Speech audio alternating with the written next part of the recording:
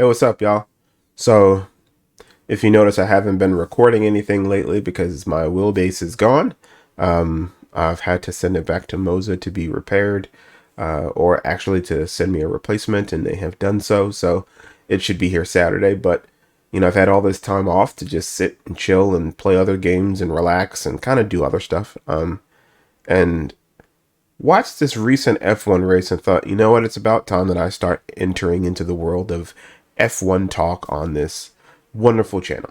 So I watched the race this weekend, and I've been watching all the F1 races up until this point, and it's been another one of those seasons where Red Bull are just going to run away with it, kind of akin to when Mercedes had a dominant reign of terror, and they ran away with it, and that's kind of the nature of F1. But the reason for this podcast is because I also want to talk about other racing. Like, I've really gotten into IMSA and WEC this year. I think, to be honest, if you ask me what the best racing was to watch, it's definitely IMSA and WEC.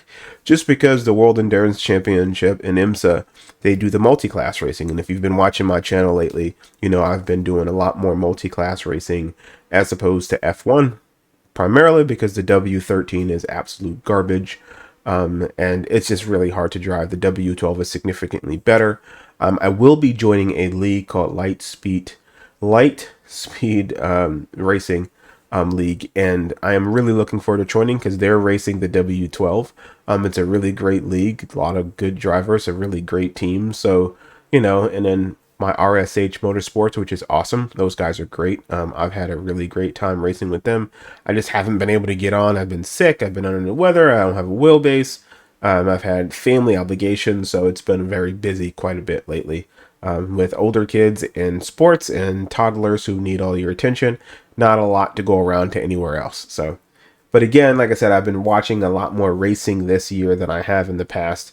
And what it got me to thinking is, one, I want to kind of respond to something that's been going around, and that's the fiasco that was the Miami Grand Prix. And mainly the fiasco that everybody's talking about is, the introductions, and some people talking about, was it cringeworthy, or was it not? And to me, I kind of watched it and was like, well, was it cringeworthy as much as it's like any other major league sport that you watch? I watch NFL and I watch college football. They do introductions. So I don't have a problem with that. If you watch the NBA, their introductions are more elaborate because they have smaller teams. And coming to America with F1, it was like, okay, well, they thought, it's at an NFL stadium, a street track in Miami. All the celebrities are there. I mean, far more celebrities than you get in many other places because, let's be honest, American celebrities travel. People move here to become a celebrity because celebrity is celebrated here much more significant than any other place in the world. So I say that to say, was it cringeworthy? Not necessarily. Was it overdone? Absolutely. America is the land of the extra. But I want you guys to be honest with yourself. Like, first of all, Formula One is not very popular here in the States. On average, about 1.2 million people watch it. That is significantly less people that watch baseball games. Well, no, around the average of what, and that's 162 games. NBA games, same thing. So, hockey games, it's placing in that realm. But let's be honest, even coming down to the end of the season in F1, it's not nearly touching our pastime. Our pastime is not baseball, it's American football. American football on average has about 16.7 million people that tune in every Sunday. I mean, and that's how many games? I mean, week one, that's 16 games. And granted, with bye weeks and stuff like that, and then tuning into your local team on your local channel. But again, over 16 million people tune in to watch NFL games. It is the best show on prime time in the country. So many people tune in. So I get where Formula One is going. Let's be honest. First and foremost, popularity has to be high. They've got 3 races in the States now, and Miami and Vegas are looking to take a piece of the pie that COTA has enjoyed for quite some time. You want the American market, and you want to do whatever you can to get the American market. Again, they had LL Cool J, a local celebrity, an international celebrity, let's be honest, doing introductions. They had will.i.am. I mean, I'll be honest, I didn't expect to see any of that. And again, a lot of spectacle. And you can see the Formula One drivers weren't used to it, except for my guy Lewis. I'm a huge Lewis Hamilton fan. But even beyond that, like if you want to make the big bucks, if you want to make the money, you kind of have to do these things. And F1 drivers, they're not nearly as popular as an NBA player. Not even close.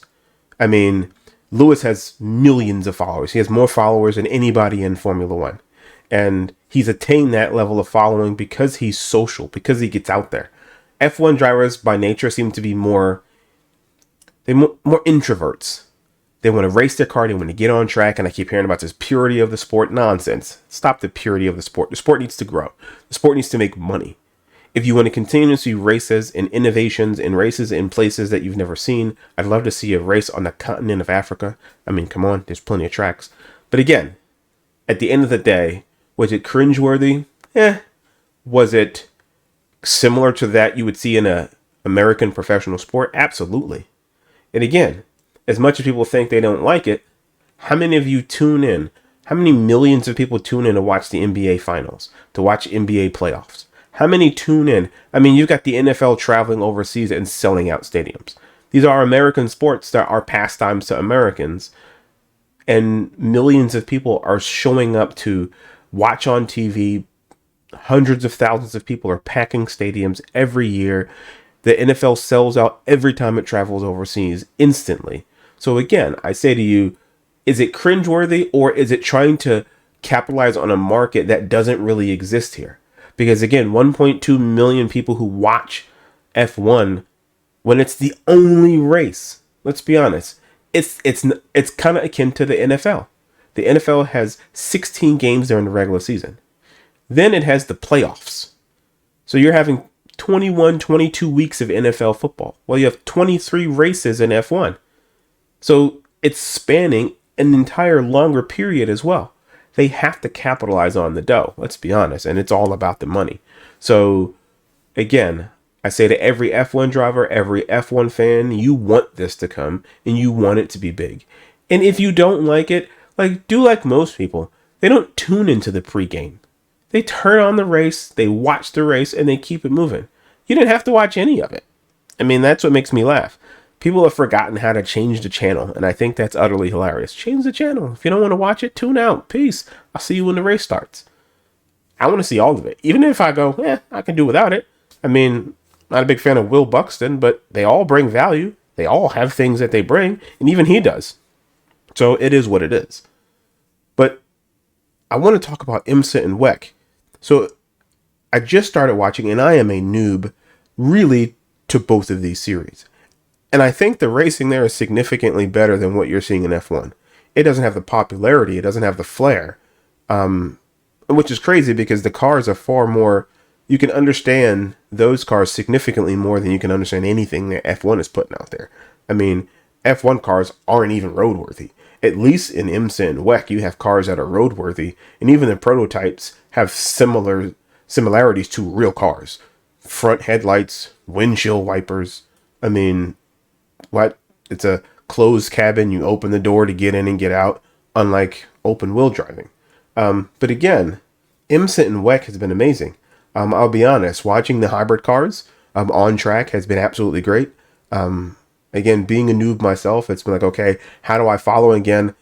I remember years ago, I kind of kept up with, Team Corvette or Corvette Racing. And that's who I'm going to root for. I mean, I still root for the team. Even though I haven't watched an actual full race of them in the past, I watch kind of more of a highlight type of guy. But this season, I've watched every race. Sebring was awesome. It came down to some nonsense at the end. I mean, granted, Corvette Racing has capitalized on others' mistakes. We've had some late racing at the end in the GT class that's really come down to just driving well. We talk about seeing a woman in F1, but I'm watching the Iron Dames, and they're actually hell of a great drivers. I mean, and then you just saw in the WEC a woman actually get on the podium in first place. So it's like racing for LMP2. So you get all of these classes going on at the same time. And I just sit here and I go, man, we need to really promote that significantly more. I understand F1, and trust me, I love F1. But we need to promote IMSA. We need to promote WEC because those sports, to me, I'm getting to watch great racing. Now, granted, some of them are hard to consume because, with F1, the advantage is within 2 hours, the race is over. Within a 3 hour period, an NFL game is over. But to tell me that you don't have fans when baseball games can take 4 hours, and it's absolutely crazy. And at Long Beach, 90-minute race. I mean, cars are flying. I mean, there's accidents, there's mix-ups, there's, strategy, like far more so than anything you get in Formula One at all. And I hate to say this, but let's be honest, Formula One has become very boring in that, again, front runners are front runners. I mean, the only reason the race in Mexico or Miami was actually somewhat decent this week was because the grid was all out of order.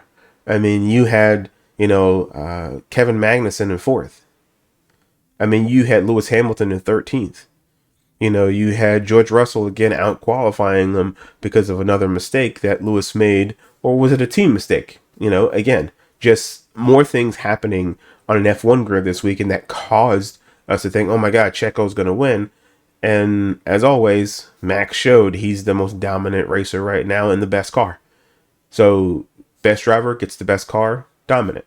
So, yeah, it's to be expected. Although I did enjoy watching Lewis come from behind in 13th, and it looked like he wasn't going to get anywhere. It looked like he was going to finish in 10th, maybe 9th at the best. And then with those medium tires, the fact that there was no red flags, there was no real cautions that made the race slow down, no safety cars, nothing. I mean, it was like just a procession. And again, if it wasn't for the grid being out of order, then the race would have been a procession. And you really would have only seen potentially, the Alonso and Lewis and George and those Ferraris. But other than that, let's be honest, Red Bull takes off, Max pulls away, Checo keeps up for a bit, and then Max just continues to do what he needs to do, and then on to the next bit. So again, I am kind of getting annoyed at the F1 fans a little bit just because we're acting like F1 is the best racing around or it's the best performance of best drivers. It really isn't. IndyCar, I'm trying to start to get into that, and that's totally outside of my realm of understanding and expertise. But again, some great racing. And I think F1 has the flair. So it makes sense that they come to the US and then you add more flair because they're trying to make more money. 30,000 more fans came to see this race than saw it last year. And this race, again, was only entertaining because the grid was out of order. If you have fans that are coming in because of things like Drive to Survive, which made me come back in. I mean, I had seen a few races when I was younger and, really only kept up with the Michael Schumachers, heard of Lewis Hamilton, really supported him from afar, but never really watched the race.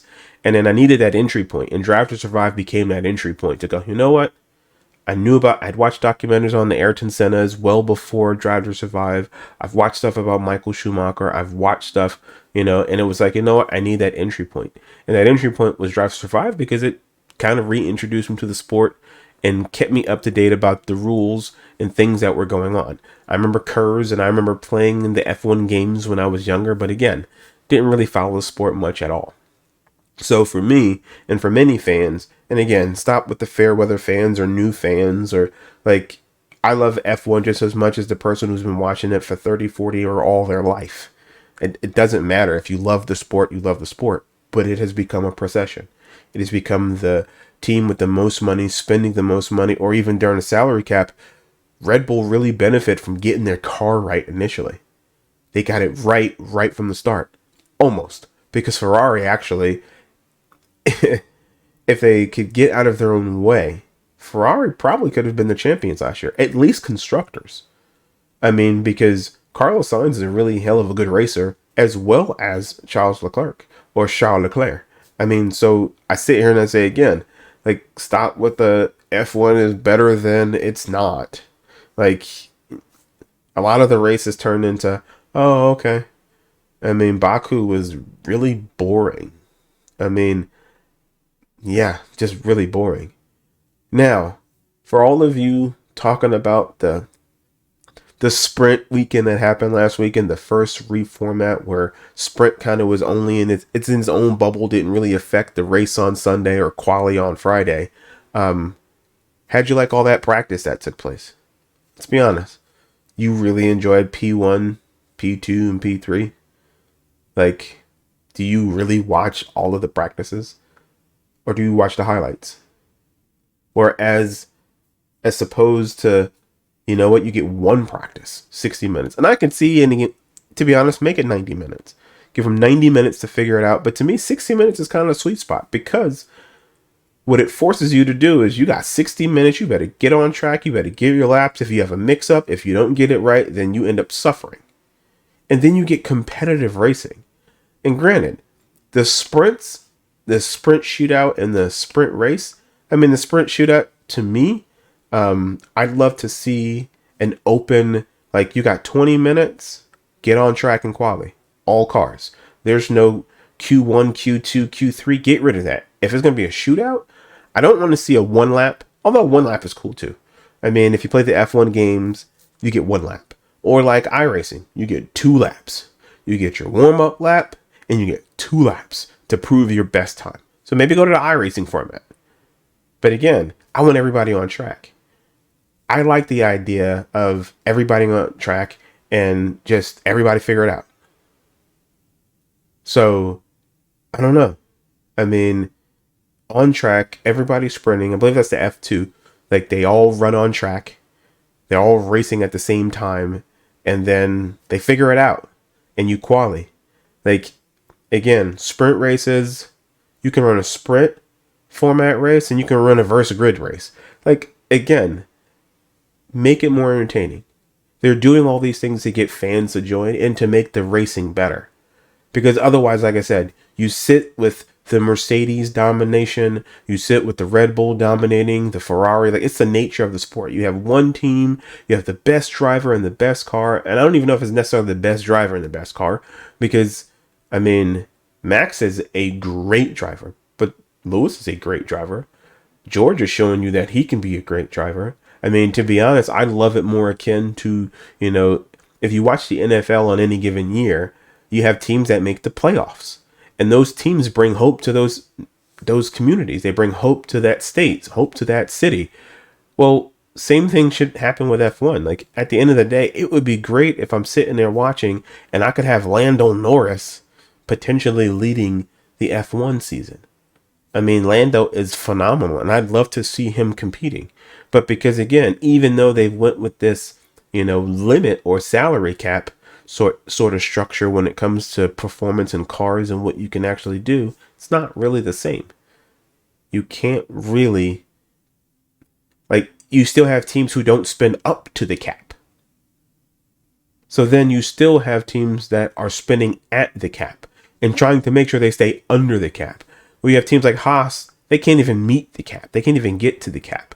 So again, if you want parity, if you really want to see the skill of drivers, then there needs to be a even bigger leveling of the playing field.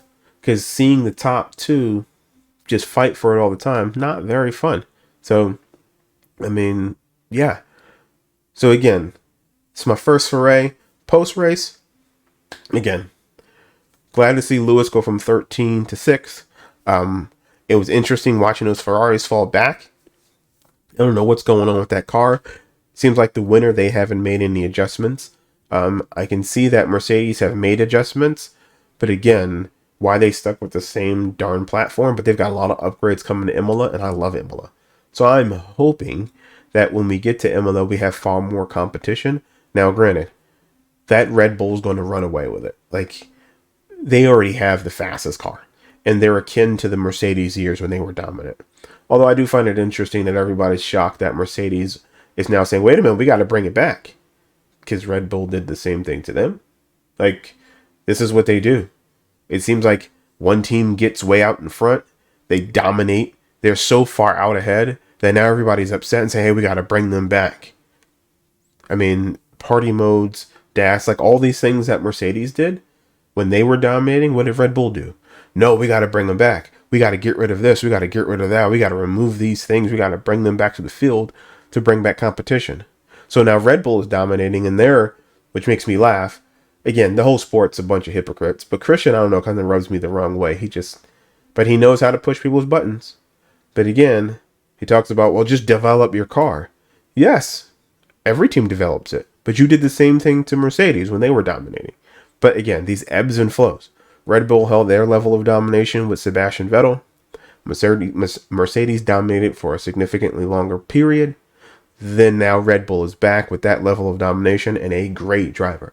I'm not a big fan of Max as a person because sometimes he kind of pushes the envelope for me. And again, a hypocrite just like every other driver. I mean, I'm a huge Lewis fan, but I mean, they all are hypocritical. You look at Lewis's past to who he is now, kind of like Sebastian Vettel. You look at Sebastian's past to who he is now, completely different individuals.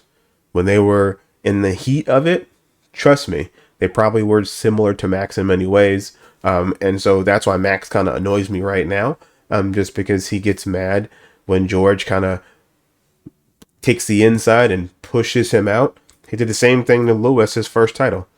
He did it so much that he ran over Lewis's head.